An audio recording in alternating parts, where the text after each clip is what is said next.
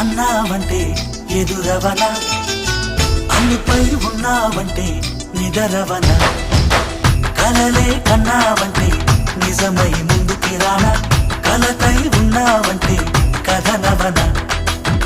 అమ్మలో ఉండే సగం అక్షరం నేనే, నాన్నలో రెండో సగం లక్షణం నేనే.